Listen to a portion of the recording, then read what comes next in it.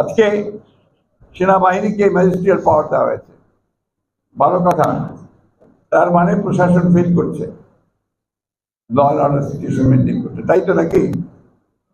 নাহলে ম্যাজিস্ট্রেসি পাওয়ার দেওয়া হয়েছে মানে অন্যান্য কাজ করছে না।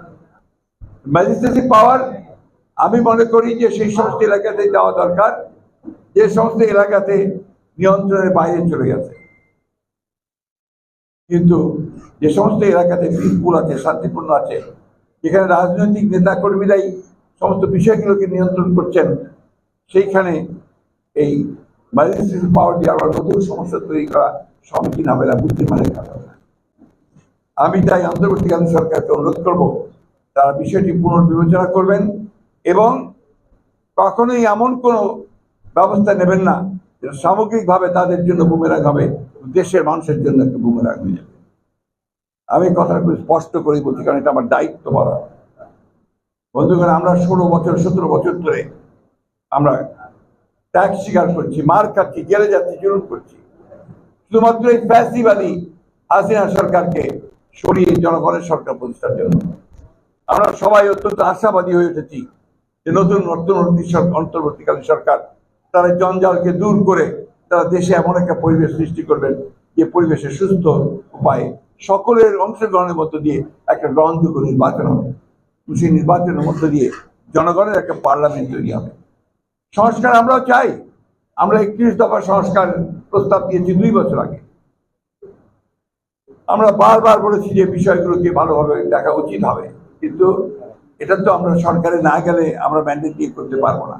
তাই আজকে আমি অনুরোধ করব আপনাদের মাধ্যমে সরকারকে এই আহ্বান জানাতে চাই, সব দিক চিন্তা ভাবনা করে সামনে যেন সত্যিকার অর্থেই একটা গণতান্ত্রিক রাষ্ট্র আমরা দেখতে পাই, গণতান্ত্রিক ভাবে নির্বাচিত সরকার দেখতে পাই, পার্লামেন্ট দেখতে পাই, মানুষের উপরে অন্যায় অত্যাচার না হয়, আমার শিশুদের উপরে গুলি করে যেন তাকে হত্যা করা না হয়, শুধুমাত্র ক্ষমতায় থাকার জন্য সেই বিষয়গুলো নিশ্চিত করার জন্য যার যার সঙ্গে কথা বলা দরকার, ব্যবস্থা দরকার, তারা সেই ব্যবস্থাগুলো নেবেন।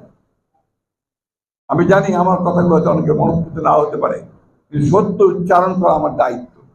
সেইভাবেই আজকে আমি উচ্চারণ করছি, বলছি যে আপনারা সেই কাজগুলো করেন যে কাজগুলো যেন একটা সত্যিকার অর্থে একটা সুন্দর ভবিষ্যৎ, একটা সংঘাতহীন ভবিষ্যৎ, সন্ত্রাসমুক্ত ভবিষ্যৎ এবং মানুষের অধিকারযুক্ত ভবিষ্যৎ আমরা ফিরে পেতে পারি। এবং আমরা বিশ্বাস করি রাজনৈতিক অবস্থায় ফিরে আসা, রাজনীতিবিদদেরকে রাজনীতি কাজ করতে দেওয়া, এটাই হবে সেই একমাত্র সমস্যার সমাধান। আমি সব শেষে আজকে যারা এখানে উপস্থিত হয়েছেন সংখ্যা তারা খুবই কম, অনেক বেশি তারা আহত নিহত হয়েছেন আমাদের 4 জন। আমি যতদূর জানি এখানে 1000 খানেকের বেশি তারা আহত হয়েছেন। সকলকে সবভাবে সহযোগিতা করবার সামর্থ্য আমাদের নেই, যেটুকু সামর্থ্য আছে সেই সামর্থ্য দিয়ে আমরা আজকে আমাদের কিছু ছেলেদের গুরুতর আহত যারা, পঙ্গু যারা, তাদের পাশে দাঁড়াবার চেষ্টা করছি। অপরাধ এবং এই অপরাধের যিনি মূল হোতা শেখ হাসিনা, তার নির্দেশে এই হাজার হাজার লোকের প্রাণ গেছে। এই কয়েকদিন তো গেছেই, তারও আগে সেই 2012 সাল থেকে শুরু হয়েছে আপনার এই অত্যাচার নির্যাতন। আমরা প্রায় 15-16 বছর ধরে আন্দোলন করছি। আমাদের 700 বেশি মানুষ গুম হয়ে গেছে, আয়না করে নিয়ে গেছে, গুম হয়ে গেছে। আমাদের হাজার হাজার নেতা কর্মীকে হত্যা করা হয়েছে। 60 লক্ষ মানুষের মধ্যে মিথ্যা মামলা দেওয়া হয়েছে। এখানে যারা বসে আছেন তাদের একজনও বাদ নেই যাদের বিরুদ্ধে 4টা 5টা 10টা 12টা মামলা নেই। আমার নিজের বিরুদ্ধে 111টা মামলা আছে। আমি 11 বার জেলে গেছি, বাস্তবতা। এরকম সবাই আমাদের দেশের যে বেগম খালেদা জিয়া, তিনি 6 বছর জেলে ছিলেন, অসুস্থ হয়ে পড়েছেন।